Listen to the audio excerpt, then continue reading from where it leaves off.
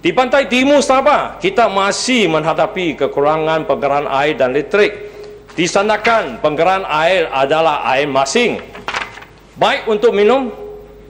Situasi bangkalan air dan listrik akan menjadi semakin teruk jika kerajaan tidak mengadakan rancangan sekarang untuk menyelesaikan masalah ini.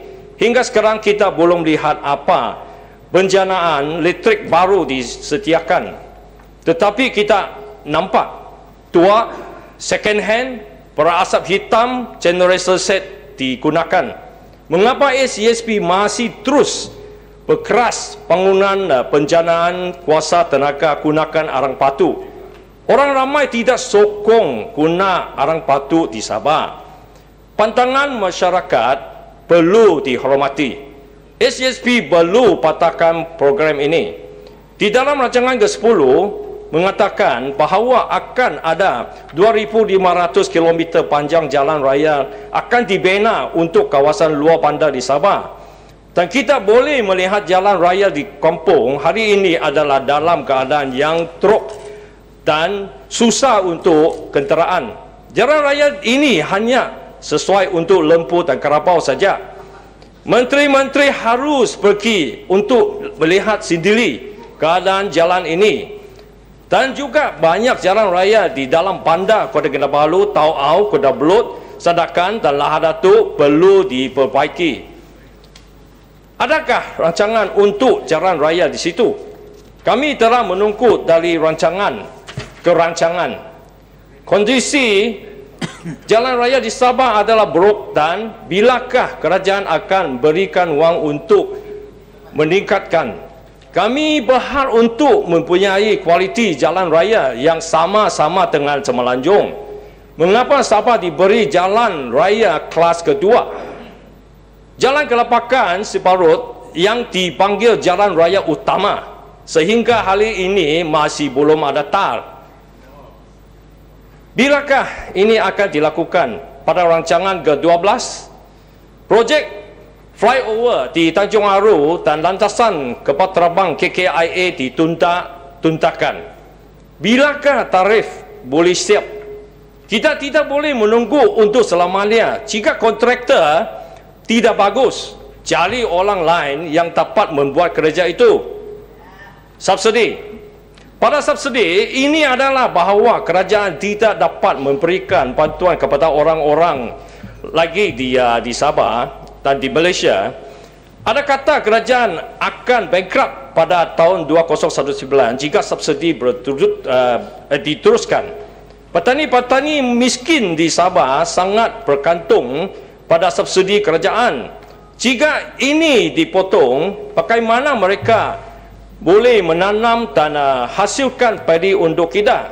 Subsidi padi perlu diubah menjadi harga tinggi untuk beli padi dari mereka. Ini supaya mereka dapat memiliki manfaat yang lebih baik. Kita semua berhak dan perlu bantuan daripada kerajaan. Sekarang dengan pemotongan subsidi pasti akan mendorong ke dalam kesulitan, terutama orang-orang yang miskin. Adalah dikatakan bahawa jika mengkurangkan rasuah di Malaysia ini, kita akan menikmati faedah yang lebih dan hidupan yang baik. Amalan rasuah di Malaysia berasal dari kerajaan dan dalam sistemnya. Alam penyakit ini harus dihilangkan dan bahawa ia adalah ibu dari segala kejahatan. MACC harus menangkap orang yang berrasuah. Jangan tangkap ikan bilis saja dan membiarkan buaya besar. Sabah Development Corridor SDC memotongkan pemperancangan bagi koridor pembangunan Sabah menunjukkan kerajaan tidak ada cukup wang untuk memulaikan koridor pembangunan itu di Sabah. Bilion ringgit telah diumumkan dan apa yang kita lihat di Sabah?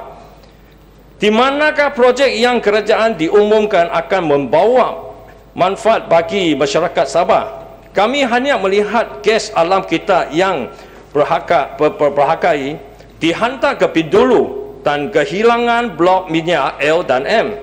Semua projek dalam STC ini memerlukan banyak wang. Jika kerajaan tidak dapat mencarikan wang untuk memberi subsidi kepada rakyat, bagaimana mereka boleh carikan wang untuk STC projek?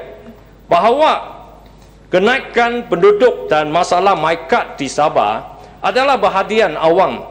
Kami telah mendengar berulang kali tentang orang asing dapatkan identiti Malaysia. Dalam jangka yang panjang, ini akan menjadi sangsara kepada negara.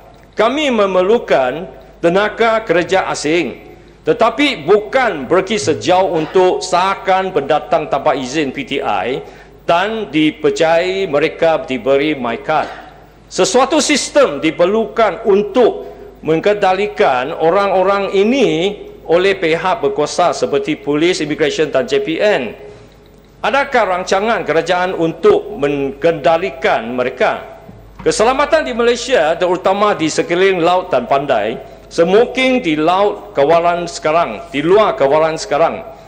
Terlepas dari berbagai jaminan yang diberikan oleh pihak polis, kejahatan masih terjadi di sana sini. Penculikan 2 orang bekerja di Sempona 5 bulan lalu. Orangnya belum dijumpa dan kes masih dalam siasatan. Insiden seperti itu berlaku di Laut Kudat juga. Apa tindakan akan diambil jika insiden lain berlaku? Pantai dan laut harus dilindungi dan rakyat tidak selamat. Kerajaan perlu meningkatkan kekuatan dan kemutahan polis laut, tentera laut dan pasukan keselamatan yang lain di Sabah. Pada masa ini, angkutan keselamatan di Sabah tidak cukup kaki tangan untuk melindungi kita.